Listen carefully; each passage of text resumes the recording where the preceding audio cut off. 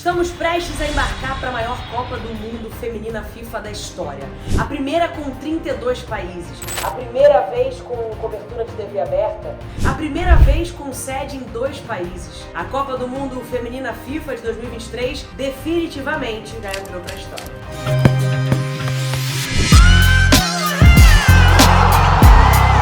Mas nem sempre, na verdade, quase nunca foi assim. A verdade é que a gente sabe que o futebol feminino teve uma história muito difícil, suada e árdua até chegar aqui. Alguns relatos dizem que a primeira partida de futebol feminino no Brasil foi disputada em 1915. Outros dizem que foi em 1921. O masculino em 1894, não tem dúvida. O feminino não sabemos muito bem de onde veio, como de fato começou. O masculino veio dos ingleses que chegaram ao Brasil naquele ano. Não é estranho que o mesmíssimo esporte seja tratado e registrado de forma tão diferente ao mudarmos apenas de eles para elas? É mais do que estranho. No caso delas, era proibido. Por isso é tão difícil encontrar registros oficiais de como tudo começou. O que torna cada conquista, e esse Mundial principalmente, ainda mais especial. Em 1941, na era Vargas, um decreto anunciava: a mulher não poderia praticar esporte, esse tão violento, sem afetar seriamente o equilíbrio psicológico das funções orgânicas devido à natureza que a dispôs ser mãe.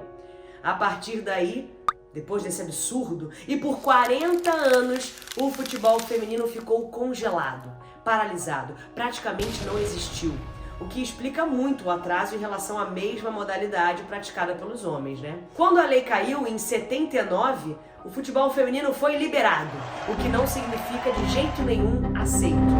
Imagina só, pensa comigo, uma menina ali naquela época de seus 12 anos que queria muito jogar bola.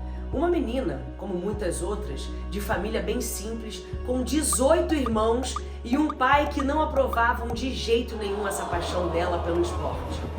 Quantas não devem ter passado por isso? Mas essa é a Rata. E essa é a história dela, que aos 12 anos, depois de sofrer preconceito de todos os irmãos e apanhar do pai, foi expulsa de casa só por querer jogar bola. Morou na rua por muito tempo, até encontrar um Radar.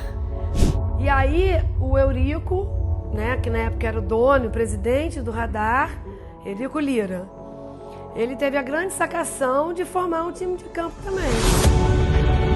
Utilizando essa estrutura do Radar, ele conseguia representar o país. Então o Radar viajava, mas na verdade era a seleção brasileira.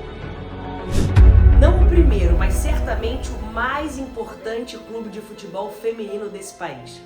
Nasceu nas areias de Copacabana e reunia ali umas meninas apaixonadas pelo futebol.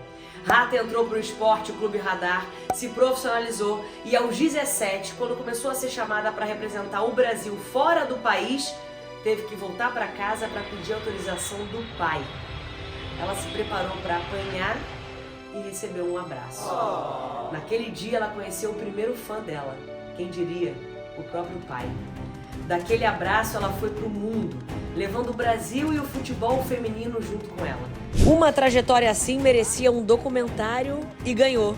Radar, um time, uma nação, de Jefferson Rodrigues e Douglas Lima, conta a história do clube mais importante para o futebol feminino no país. A gente acreditava no sonho.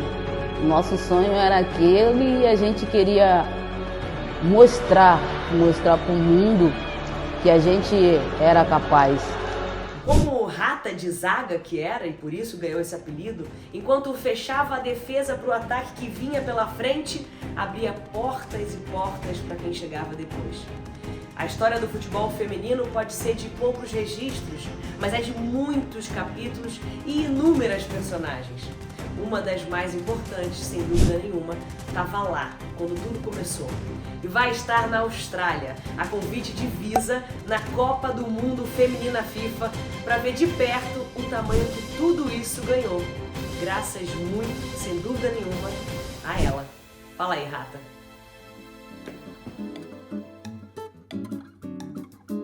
Olá, Fernanda, tudo bem?